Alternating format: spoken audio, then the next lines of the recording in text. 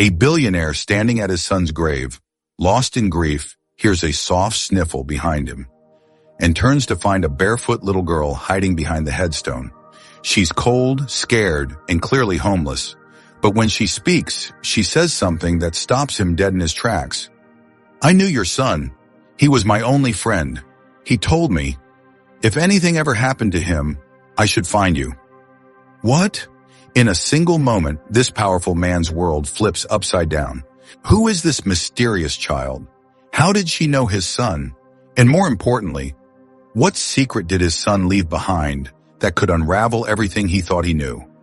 What starts as a heartbreaking encounter in a cemetery quickly spirals into a shocking discovery of betrayal, redemption, and a hidden promise made by a boy who died too young, but left behind a legacy far greater than wealth. You won't believe what this little girl was hiding, or how her secret would lead a billionaire to tears and change both of their lives forever. Stay with us to the end, because this is a story you'll never forget. The wind screamed across Evergreen Hills Cemetery, slicing through the air with icy fingers. Snowflakes swirled like lost souls over the polished marble headstones, and the bitter scent of winter mingled with the dampness of freshly turned soil. Marshall Whitmore stood alone, his designer trench coat clinging to his frame, his gloved hands trembling slightly as he laid a bouquet of white lilies on the grave.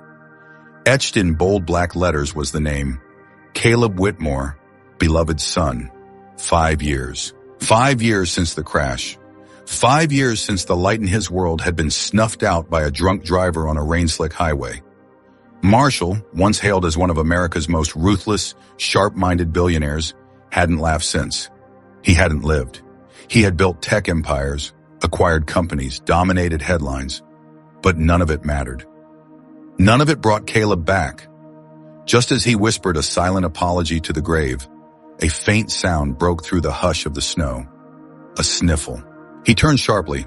At the edge of Caleb's gravestone, half concealed behind a bare bush, sat a small girl, no older than 10. Her coat was so torn it barely clung to her shoulders. Her legs were bare except for a dirt-smudged dress, and her toes, blue from cold, peeked through cracked slippers. Tangled blonde hair framed her pale face, and her cheeks were raw from the wind. Marshall blinked, uncertain if grief was playing tricks on him. He stepped closer, his voice quiet but firm. "Sweetheart, what are you doing here?" The girl flinched, eyes wide with fear, arms hugging her bony frame. I'm sorry," she whispered.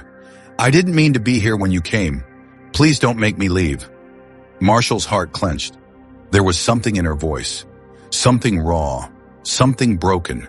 It pierced deeper than the wind ever could. "You're not in trouble," he said gently, kneeling to her level. "But this place isn't safe in this weather. What's your name?" She hesitated. Sophie Grant." "Sophie," he repeated, his voice catching.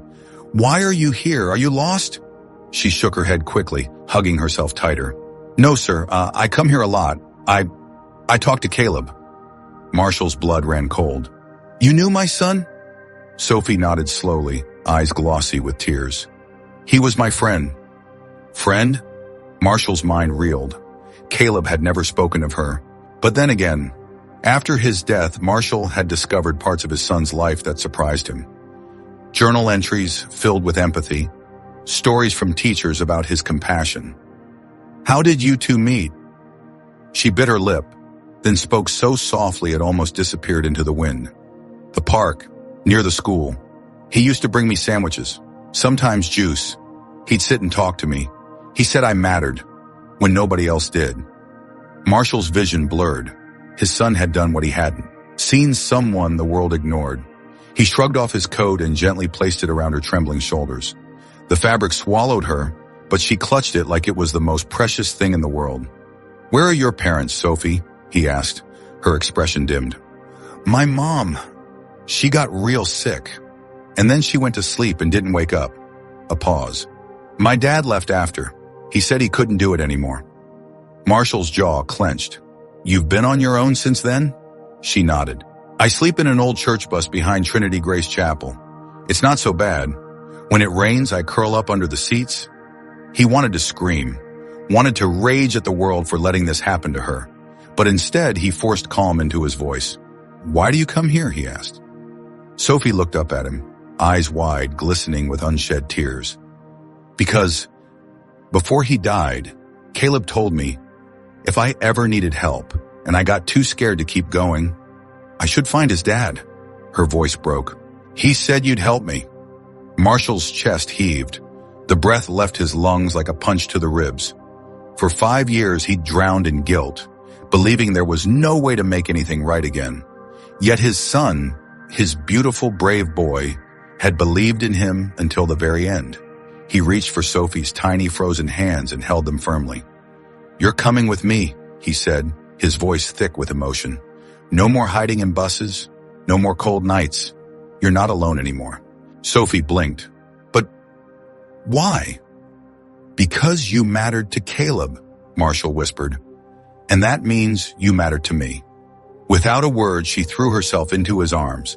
And for the first time in years, the billionaire who had lost everything felt something return, something warm, something real. That night, Marshall Whitmore didn't return home alone. He tucked Sophie into the guest bedroom of his estate, wrapped her in flannel sheets, and sat beside her until her breathing slowed and sleep finally claimed her. He looked out the frosted window, then up at the stars. "Thank you, Caleb," he whispered, and deep in his soul he could almost hear his son's voice. "You did good, Dad." Shriyunim. Have you ever met someone whose simple act of kindness changed your life?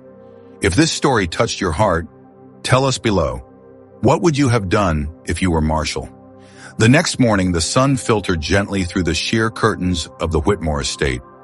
For the first time in years, Marshall found himself making breakfast for someone other than himself. He wasn't used to it. His hands fumbled with the eggs, the toast burned slightly, but he didn't care. It felt purposeful. In the guest room upstairs, Sophie stirred beneath the thick blankets. Her golden hair lay fanned across the pillows like sunlight, and for once her small face looked peaceful. No more shivering, no more fear etched into her brows. When she finally padded into the kitchen, her eyes widened. "You made pancakes?" Marshall gave a half chuckle. "Tried to. Don't hold your breath." She smiled softly, sitting down, and took a bite. Her eyes lit up. "They're perfect." Marshall swallowed the lump rising in his throat. "You're very kind." Sophie ate quietly, occasionally glancing at him like she was still trying to believe this wasn't a dream. After breakfast, she explored the house cautiously, her bare feet silent on the marble floors. She lingered near Caleb's room. The door was cracked open. "You can go in if you'd like," Marshall said from behind her. "I haven't changed anything." Sophie stepped inside slowly. The room was frozen in time. Posters of superheroes on the wall, a telescope by the window, soccer cleats near the closet. She walked over to the bookshelf, running her fingers along the spines. "He liked to read," she said. Marshall nodded. "Especially fantasy. He loves stories with heroes, ones who saved people." Sophie turned toward the desk. A framed picture caught her eye. Caleb beaming, his arm thrown over the shoulders of a younger boy. Both were laughing, joy painted on their faces. "Who's that with him?" she asked. Marshall squinted. "That's Tyler, Caleb's best friend. They were inseparable growing up." Sophie's expression darkened. "Tyler," she whispered. "He's the one who—" She stopped. "What?" Marshall leaned forward. "What about Tyler?" Sophie hesitated. Her fingers curled around the frame tightly. "I saw them the day before Caleb. You know, they were in the park. Caleb was upset. Tyler kept shouting something about keeping secrets. I didn't understand, but Caleb said he'd do the right thing no matter what." Marshall's heart stuttered. Secrets? The official report had said Caleb had been walking home from soccer practice when he was hit. No foul play, no suspicions, but Sophie's words stirred something long buried. Doubt. "What else do you remember?" he asked gently. Sophie looked down. "Not much. Tyler left angry. Caleb gave me his sandwich and said if I ever needed help, I should come find you." Marshall sat down heavily. Was it possible there was more to the accident? And why had no one ever mentioned Tyler's outburst? Before he could dwell, Sophie pulled something from the coat he'd given her the night before. A crumpled piece of paper. "I found this," she said. It was in the pocket. He took it carefully. The handwriting was unmistakably Caleb's. A note, half finished. If something happens to me, promise me you'll look after Sophie. She's been through more than anyone knows. Please, Dad. Don't let her disappear too. Marshall's hand shook. This wasn't just kindness. Caleb had known. Somehow he'd sensed something was coming, and he had trusted his father to protect the one person he couldn't. He looked at Sophie, her big eyes brimming with silent fear. You don't have to be afraid anymore, he said. I promise. She smiled weakly. You sound just like him when you say that. Later that day, Marshall made calls, discreet ones. He needed answers. He wanted to know everything about the day Caleb died, and he wasn't going to accept the version he'd been fed years ago. As evening fell, Sophie curled up in the den with a blanket and a hot mug of cocoa. She looked small, safe, and yet beneath that safety something trembled. Do you think Caleb would be mad? She asked. Mad? Marshall echoed. For me coming here, for telling you stuff. Marshall knelt beside her. Sophie, Caleb trusted you, and he wanted me to find you. If anything, he'd be proud of you.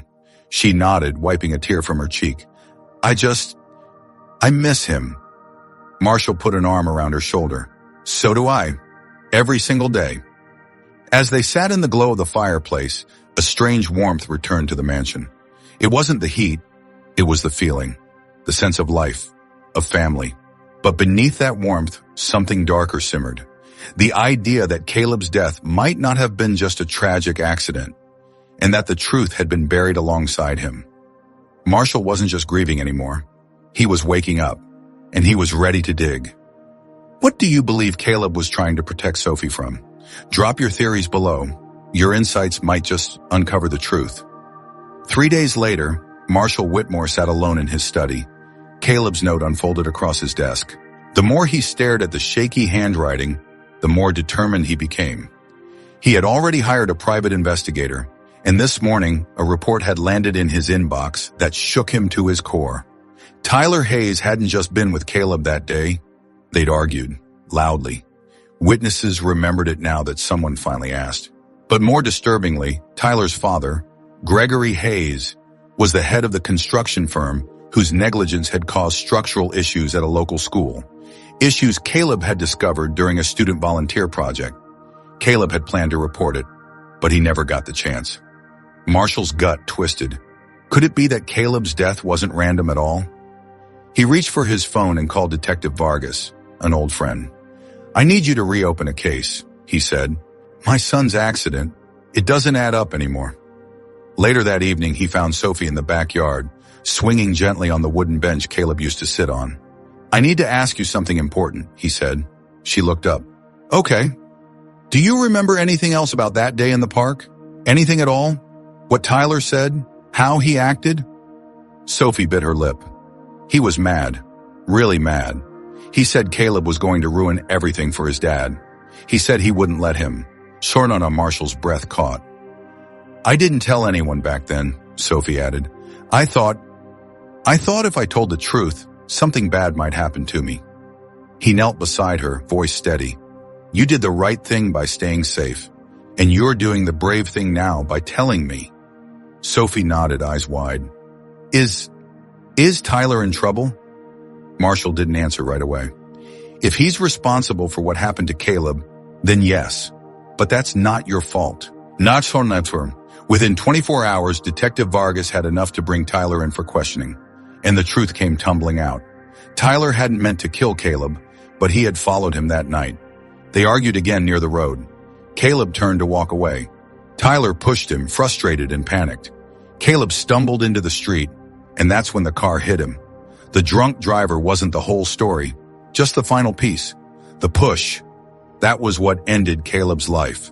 When the news broke, Marshall didn't feel the satisfaction he expected. There was no relief, no triumph, just sorrow. Sorrow for a boy who died trying to do the right thing, and sorrow for another who let fear turn into irreversible tragedy. That evening, Marshall visited Caleb's grave again. Sophie stood beside him, holding his hand. I found her, he whispered, laying down a single white rose. She's safe now, just like you wanted. Sophie knelt and placed a folded piece of paper next to the headstone. "Hi, Caleb," she whispered. "I miss you. Thank you for always being kind to me. I have a bed now, and books, and pancakes." She looked up at Marshall, smiling through her tears. "And a dad who keeps his promises." He pulled her close, overcome by emotion. In the weeks that followed, Marshall formally adopted Sophie. It wasn't just a legal process, it was emotional healing for both of them. She filled the halls of the Whitmore mansion with laughter again, and he gave her the safety and love she had longed for. The media picked up the story. Billionaire adopts homeless girl after son's hidden friendship revealed. But Marshall didn't care about headlines. The only thing that mattered was that Sophie finally felt like she belonged. On what would have been Caleb's 18th birthday, they held a quiet ceremony in the backyard. Friends, family, and people from the community came. Marshall stood in front of a new garden, dedicated in Caleb's memory. "There are two kinds of legacies," he told the crowd. "One built from money, the other built from kindness. My son Caleb chose the second, and in doing so, he saved a life and gave me a reason to live again." Sophie, now dressed in a clean sundress with a ribbon in her hair, stepped forward and released a white dove into the sky. Everyone watched it soar. Later that night, as the stars blinked into view, Marshall and Sophie sat on the porch steps, side by side. "I think he'd be proud of you," she whispered. Marshall smiled, eyes on the stars. "No, I think he'd be proud of you." If this story gave you chills or brought tears to your eyes, let us know in the comments. Type 100 if it moved you. We'd love to hear your thoughts below.